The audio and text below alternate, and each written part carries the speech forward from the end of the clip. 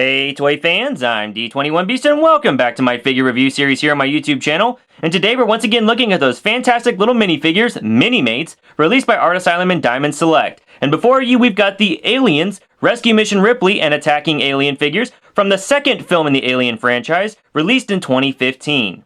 Now, of course, as a child of the 80s and 90s, I grew up loving franchises like the Terminator, RoboCop, and of course, the Aliens franchise. So when I saw that they were making Minimates off the second film in the franchise, I got really excited, and definitely wanted to check them out. But before we take a closer look at these figures, let's say we take a look at that packaging. As you come down the front of this box, you do have the Minimates logo in the upper left. You then have a blister bubble packaging that does have this Ripley and Xenomorph figure inside. You see the logo for the film Aliens, and then the names for each one of these figures there towards the bottom. And flipping this package around, we've got the Minimates logo in the upper left and the Aliens movie logo in the upper right. We've got a complete lineup of all the figures currently available in this wave. We then have a bio for Ripley. Go ahead and pause now to read that. And a bio for the attacking alien. Go ahead and pause now to read that. Alright guys, so that's the packaging. Let's say we get these figures out of the box and see what they're all about. Alright toy fans, here we have Ripley and the attacking alien out of the packaging, and let's start by taking a look at the attacking alien, or the Xenomorph really. I really like the look of this figure. He's got some excellent paint gold work here on the arms and on the legs, even on the torso. Now you can pull off the upper torso of this figure, and you'll notice that this is just attached to the regular ball joint for the head, and they continue all that paintwork up the front of this figure. Now the back of the figure is blank, but the front looks really, really nice, and I like that they've gone ahead and done that. What I wish they would have done on top of that, though, is if you look at the hands here and the feet, they've got tons of really nice sculpted detail, and I do like that, but it almost seems a bit inconsistent with the way that the gold just runs down to a halt. I kind of wish they would have put some gold paint applications on the feet and hands of this figure as well. But I do like the back of this figure, the tail, which was a separate piece, by the way, out of the packaging. I just had to plug it right in right here. And then the head. Man, look at that alien skull. It looks just really, really great. Tons of sculpted detail on there, even with the little ridges going back.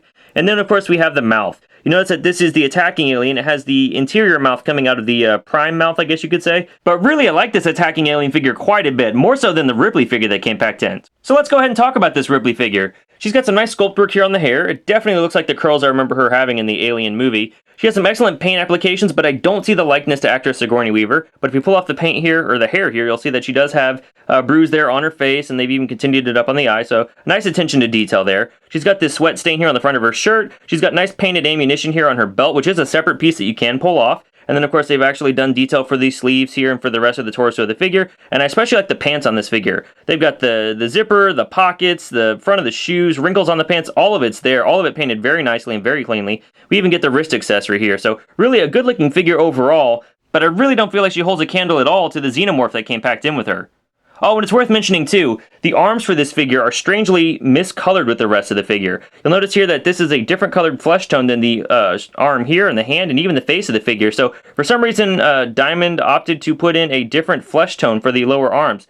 I'm not a big fan of that. I think it sticks out really bad. If I get another figure that I don't care for and has clear arms, I'm probably going to try to match those up better with the next Minimate purchase I make. And real quick, we'll talk about the accessories. Both of these Minimate figures come with the clear display stands that Minimates typically come with anymore, and then Ripley's flamethrower is also included. And I think this flamethrower's got some great paint applications, sculpted very nicely. I like the white paint here on the end for the tape, and then I like that they just alternated between the army green and the sort of foresty, almost black green throughout the rest of the piece. And it fits nicely into Ripley's hand. You can just plug it into her hand here. Now, because of the style of the Minimate figure, you cannot really get her two-handed holding it, but if you pose her the right way, it kind of looks like she might be holding it. So a great accessory, very iconic from the films, and I'm glad Diamond chose to include that with this Ripley figure. Moving on to articulation, both of these Minimate figures feature the exact range of motion we've seen with previous Minimates I've already reviewed, which is pretty impressive considering that this Xenomorph figure has a ton of extra pieces on him, but they actually maintain the exact same range of motion that the Ripley figure has here on the left. So let's go ahead and take a look at it. He's got a ball-jointed head that'll bend down that far and bend back a little bit. It's kind of hindered by the sculpt. It will look left and right. He's got a ball-jointed shoulder that rotates all the way around and bends out from the body that far. Single-jointed elbow, full rotation here at the wrist, and that articulation is copied on the other side. He's got waist swivel. He's got a ball-jointed hip that'll move forward that far, move back, up, there we go, very far. Out from the body, only so much. A single-jointed knee, and then he has full rotation here at the crazy sort of ankle joint that he's got. It does rotate all the way around. And that completes the range of motion for this figure. I guess the alien, or the Xenomorph, does have one more point here with the tail that rotates back and forth. Obviously, Ripley doesn't have that same accessory, but still a great range of motion for such a tiny little figure. Height-wise, we can see that these Minimates do stand nearly 2.5 inches tall in Ripley's case and nearly 3 inches tall in the Alien's case. For some size comparison, here they are compared to the Megablox Spider-Man minifigure, and compared to Creo Transformers Cheetor, Here they are compared to a standard LEGO minifigure. Here they are standing next to one of the original Minimate figures released in 2002. We've got Captain Kirk from Star Trek. Here we have the Xenomorph, a taller Minimate figure compared to some of the other taller Minimate figures in my collection. We've got Groot from Guardians of the Galaxy, a Sentinel from Marvel vs. Capcom 3, and Urdnot Rex from Mass Effect. And finally, here they are compared to the Wolverine Minimate from the Marvel vs. Capcom 3 Minimate figure line, an average-heighted minifigure. Should you even be here, bub?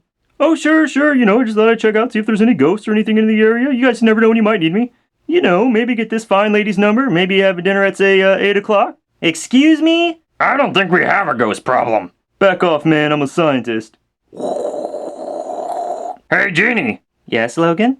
I was thinking if you're, not busy. I have plans with Scott. Hold on a minute. Get away from her, you! Whoa, ma'am, I'm gonna have to pass on that dinner. Alright, toy fans, well that's my review of the Rescue Mission Ripley and Attacking Alien Minimate figures, part of the Aliens film, released by Art Asylum Diamond Select in 2015.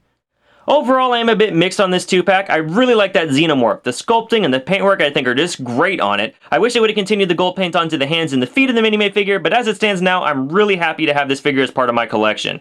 As for the Ripley, I'm a big fan of the Alien movies, and I think Ripley's a great action hero, but I don't know that this Minimate figure captures the look and the feel of that character from the films, and I'm a bit let down by that. I don't see the likeness to actress Sigourney Weaver, but as a general Minimate figure, it is decoed very nicely, and I do appreciate the accessories that she comes with.